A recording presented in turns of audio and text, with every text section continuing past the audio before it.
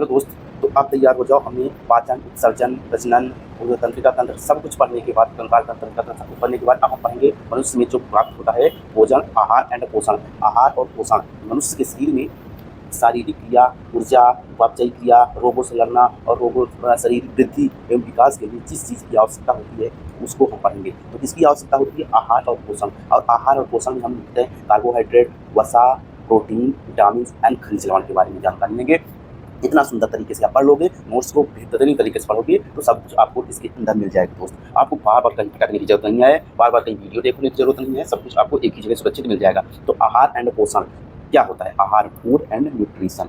Food and nutrition मतलब भोजन एवं विभिन्न पोषक पदार्थ। अब हम भोजन को ग्रहण करते हैं तो उससे विभिन्न प्रकार के पोषक पदार्थ मिलते हैं जो कि हमारे शारीरिक वृद्धि एवं विकास के लिए आवश्यक होते हैं। ठीक, तो हम क्या क्या पढ़ेंगे? सबसे पहले देखते हैं भोजन के बारे में। क्या होता है भोजन? तो भोजन का काम क्या होता है? ऊर्जा देना, उपापचयी क्रियाओं का नियमन, रोगों से सुरक्षा एवं शारीरिक वृद्धि एवं विकास कार्य करना होता है। तो हमारे लिए पोषण बहुत जरूरी होता है। तो अब हम पढ़ते हैं पोषक पदार्थ होते क्या है। ऐसे पोषक पदार्थ या पोषक पदार्थ जो हमें ऊर्जा प्रदान करते हैं, शारीरिक वृद्धि, रोगों से लड़ने की सुरक्षा एवं दैनिक कार्यों के लिए हमारी ऊर्जा प्रदान करते हैं, वो होते हैं पोषक पदार्थ। तो हम इतनी तरीके से बेहतरीन तरीके से पढ़ लेंगे क्या क्या होता है, क्या क्या हमें जरूरत पड़ती है कि कौन रोगों से लड़ने की वृद्धि, शारीरिक वृद्धि, विकास, क्या क्या जरूरत होती है, सब कुछ पढ़ेंगे। तो कार्यों के आधार पर हम बांटते हैं। ऊर्जा देने वाले कौन होते हैं? कार्बोहाइड्रेट और वसा। ये हमारे शरीर में ऊर्जा, एनर्जी देते हैं। और शारीरिक वृद्धि और विकास कौन करता है? प्रोटीन करता है। उपापचयी क्रियाओं का नियमन करता है विटामिन एवं खनिज लवण। और वंशागत के लिए डीएनए और आरएनए हमारे लिए उपयोगी होता है। तो हम इन चीज़ों को ध्यान रखेंगे। तो ध्यान रखना दोस्त, सबसे पहले क्वेश्चन ही आपको पूछा जाता है ऊर्जा प्रदान करने के लिए हमें किसका यूज किया जाता है? कार्बोहाइड्रेट और वसा। और तुरंत एनर्जी प्राप्त करने के लिए किसका यूज किया जाता है? कार्बोहाइड्रेट। देखो, हमको अगर तुरंत आवश्यकता होती है तो ग्लूकोज देते हैं, केला देते हैं खाने के लिए। क्यों? क्योंकि ग्लूकोज होता है केला में भी और इससे तुरंत एनर्जी मिलती है। और वसा जो है धीरे धीरे एनर्जी देता है, जबकि ज्यादा एनर्जी देता है वसा, लेकिन तुरंत एनर्जी के लिए हमको क्या चाहिए? कार्बोहाइड्रेट। शारीरिक वृद्धि और विकास के लिए हमको क्या चाहिए? प्रोटीन चाहिए। शारीरिक वृद्धि, मांसपेशियों में ताकत आए, वृद्धि आए, इसके लिए हमको क्या खाना होगा? प्रोटीन। और प्रोटीन किससे प्राप्त होता है? दाल, सोयाबीन, मांस, पनीर, ये सारी चीज़ों से इनको हमको खाना होता है। उपापचयी क्रियाओं के नियम, विटामिन कहाँ से मिलते हैं, विटामिन की कमी से क्या रोग होते हैं, सब कुछ पढ़ लेंगे।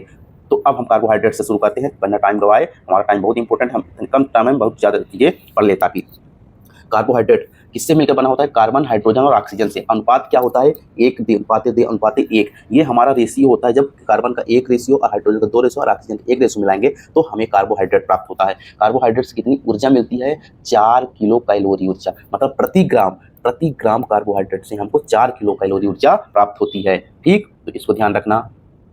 और इसका अनुपात 1:2 अनुपात में होता है। सामान्य सूत्र क्या होता है? CnH2nOn होता है। ठीक है, और देखो इसमें जो है एक अपवाद होता है कि डीएनए, डीऑक्सीराइबोस शर्करा जो होती है, शर्करा मतलब कार्बोहाइड्रेट, तो डीऑक्सीराइबोस शर्करा होती है। इसमें सी जो कार्बन की कमी, कार्बन ऑक्सीजन की जो कमी हो जाती है। देखो यहाँ पर क्या होता है?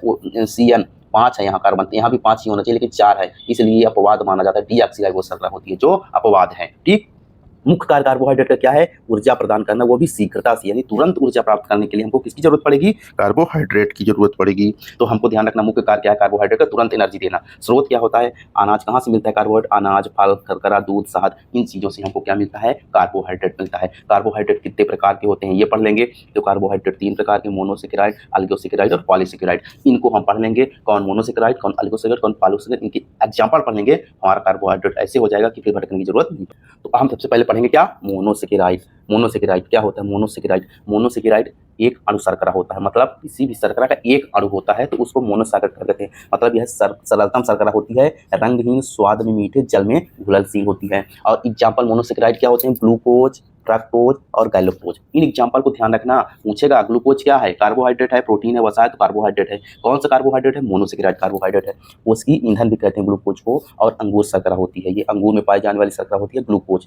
फलों में पाई जाने वाली शर्करा कौन होती है? फ्रक्टोज होती है। और इसमें एक और फैक्ट ध्यान रखना, सबसे मीठी प्राकृतिक शर्करा, प्रकृति से प्राप्त सबसे मीठी शर्करा होती है। पाई कहाँ जाती है? शहद में भी पाई जाती है और उसके बीज में भी पाई जाती है और फलों में तो पाई ही जाती है। ये चीज याद रखना। गैलोक्टोज इसमें दूध में पाई जाती शर्करा, और तीनों का सूत्र यही होता है C6H12O6। बस इतना मोनोसेकेराइड में 3 चीजें हमको याद रखना, ग्लूकोज, फ्रक्टोज, गैलोक्टोज। और ग्लूकोज की अंगूर शर्करा होती है, उसकी ईंधन भी कहते हैं। फ्रक्टोज फलों की शर्करा होती है, सबसे मीठी प्राकृतिक शर्करा होती है, शहद में भी पाई जाती है, मनुष्य के बीज में भी पाई जाती है। और गैलोक्टोज दूध में पाई जाती है। तीनों सूत्र, इससे ज्यादा आपको कुछ नहीं पढ़ना है दोस्त। मोनोसेकेराइड मतलब एक अणु का शर्करा। अब इससे ज्यादा आपको कोई नहीं पढ़ना, एग्जाम्पल पूछेगा और बस। अब अल्गोसेकेराइड हम देखते हैं। अल्गोसेकेराइड मतलब क्या होता है?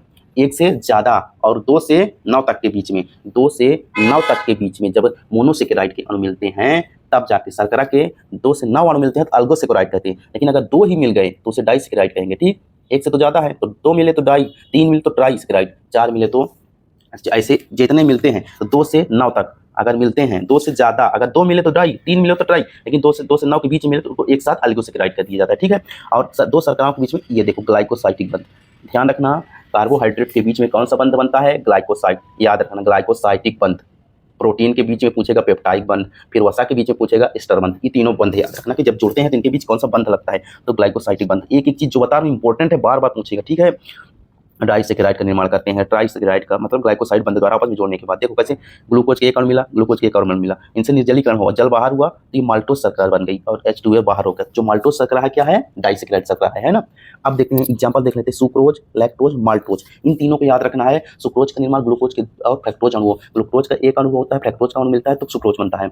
ऐसे लैक्टोज क्या होता है, ग्लूकोज और गैलक्टोज से, और माल्टोज का होता है ग्लूकोज और ग्लूकोज से मिलने से बनता है। तो ये देखो आपस में एक एक मोनोसेकेराइड शर्करा मिलकर करके ये डाइसेकेराइड बनाती है। याद रखना डाइसेकेराइड, एल्गोसेकेराइड, सुक्रोज, लैक्टोज, माल्टोज, ये तीनों याद रखना। हमने मोनोसेकेराइड में क्या पढ़ा, ग्लूकोज, फ्रक्टोज, गैलक्टोज। अब इसमें डाइसेकेराइड में क्या पढ़ा, सुक्रोज, लैक्टोज, माल्टोज। अब बनता किससे ये भी ध्यान रखना, ग्लूकोज प्लस ग्लाइकोज से, ग्लूकोज प्लस फ्रक्टोज से और ग्लूकोज प्लस ग्लूकोज। जव में उपस्थित अंकुरित अनाजों में उपस्थित होता है कौन, माल्टोज। लैक्टोज कहाँ होती है, दूध की शर्करा, और सुक्रोज शुगर कैनियन गन्ने से प्राप्त शर्करा। एक एक चीज इंपॉर्टेंट है, कितनी बार बता रहा हूँ, ये आपको कहीं नहीं मिलेगी इतना जल्दी से। जो चीज हम बता रहे हैं, सुक्रोज कहाँ पाई जाती है, गन्ने से, यही पूछता है। दूध की शर्करा कौन है, लैक्टोज शर्करा है। अंकुरित अनाज और जव में कौन पाई जाती है, माल्टोज शर्करा पाई जाती है। कौन शर्करा है, डाइसेकेराइड शर्करा है। गन्ने में प्राप्त शर्करा कौन है, सुक्रोज शर्करा है। तो बार बार बता रहे हैं दोस्त, इसको भटकने की जरूरत नहीं है, एकदम एक ही चीज इतने अच्छे से पढ़ रहे हो, कोई बहुत ज्यादा भटकने की जरूरत। पॉलीसेकेराइड, 10 या इससे अधिक मोनोसेकेराइड आपस में मिल करके, 10 या इससे अधिक मोनोसेकेराइड आपस में मिल करके जुड़ करके पॉलीसेकेराइड बनाते हैं। हजारों की संख्या में मिल जाते हैं, हजारों की संख्या में, तब जाके पॉलीसेकेराइड बनता है। और इसका एग्जांपल हमको याद रखना होता है, सेल्यूलोज सबसे इंपॉर्टेंट है, जो कि पौधों की कोशिका भित्ति होती है और पृथ्वी में सबसे ज्यादा पाया जाने वाला से कोई कार्बोहाइड्रेट है तो सेल्यूलोज है। स्टार्च, पौधों में संचित भोजन किस रूप में होता है, स्टार्च में। जंतुओं में संचित भोजन किस रूप में होता है, ग्लाइकोजन के रूप में। कवक और फफूंद की कोशिका भित्ति काइटिन की बनी होती है, और पेक्टिन और इनलिन ये भी हमारे कौन से हैं, पॉलीसेकेराइड कार्बोहाइड्रेट है। तो एग्जाम्पल एकदम इंपॉर्टेंट है, सेल्यूलोज एकदम इंपॉर्टेंट है, स्टार्च एकदम इंपॉर्टेंट, ग्लाइकोजन, काइटिन ये एकदम इंपॉर्टेंट है। जंतुओं और फफूंदों कोशिका भित्ति किसकी बनी होती है, कीटों को बाहर कंकाल किसका बना होता है, काइटिन का बना होता है। तो एक एक चीज ध्यान रखना होगा चारों तरफ से। पहले तो ध्यान रखना सेल्यूलोज क्या है, कार्बोहाइड्रेट। सेल्यूलोज क्या है, कार्बोहाइड्रेट में भी पॉलीसेकेराइड। सेल्यूलोज कहाँ पाया जाता है, पौधे की कोशिका भित्ति में। सबसे ज्यादा पृथ्वी में पाया जाने वाला कौन सा पदार्थ है, सेल्यूलोज है। कितने तरीके से पौधे में संचित भोजन किस रूप में पाया जाता है, स्टार्च के रूप में। जंतुओं में संचित भोजन ग्लाइकोजन के रूप में। कवक और फफूंद की कोशिका भित्ति बनी होती है काइटिन की। पेक्टिन और इनलिन क्या है, ये भी कार्बोहाइड्रेट है, वो भी पॉलीसेकेराइड। मतलब कितने तरीके से क्वेश्चन पूछता है, ये सारी चीजें आपको अपने से ध्यान रखना है। और पढ़ा दिया हूँ, इससे बाहर नहीं पढ़ना पड़ेगी, जरूरत पड़े इसके बाद बात करने की जरूरत नहीं है। अभी हमने देखो बताया ना, पेप्टाइड बंध किसके बीच में होता है, प्रोटीन के बीच में कौन सा बंध होता है, वसा के बीच में कौन सा, एस्टर बंध, और कार्बोहाइड्रेट के बीच में कौन सा, ग्लाइकोसाइडिक बंध। ये तीनों बहुत इंपॉर्टेंट है, याद रखना। सबसे मीठी प्राकृतिक शर्करा, सबसे मीठी प्राकृतिक शर्करा फ्रक्टोज, बताया ना, फलों की शर्करा होती है, स्वाद में पाई जाती है। और सबसे मीठी कृत्रिम शर्करा, मतलब प्राकृतिक तो ये है फ्रक्टोज, इसमें शुगर होता है, लेकिन सैकरिन जो होती है सबसे मीठी कृत्रिम शर्करा होती है, जो जिसको शुगर की बीमारी होती है, शक्कर से मीठा अलाउ नहीं होता, तो उनको मीठा तो रहता है लेकिन उसमें शुगर फ्री रहता है मधुमेह रोगियों के लिए, और किससे, फ्रक्टोज से भी 235 गुना मीठा होता है, ध्यान रखना। अब शर्कराएं, इस थोड़ा ये ध्यान रखना, शर्कराएं क्या होती है, शर्कराएं 2 तरह की होती है, अपचायक और अनअपचायक। सभी मोनोसेकेराइड, लैक्टोज और माल्टोज ये अपचायक शर्करा होती है, अपचायक और अनअपचायक शर्करा सुक्रोज। बस इतना ध्यान रखना, ये इंपॉर्टेंट थोड़ा हाई लेवल का है पूछना। और इनकी पहचान कैसे होती है, बेनेडिक्ट विलियन या फेलिंग विलियन से। कार्बोहाइड्रेट की पहचान कैसे होती है, बेनेडिक्ट विलियन और फेलिंग विलियन से। बस इसके बाद हमको कुछ नहीं पढ़ना होता है दोस्त। और आप कार्बोहाइड्रेट से फुर्सत हो चुके, ज़्यादा बड़ी ना हो वीडियो, इसलिए अब वसा जो है अगले वीडियो हम डाल देंगे वसा का पूरा। अब कार्बोहाइड्रेट आप फुर्सत हो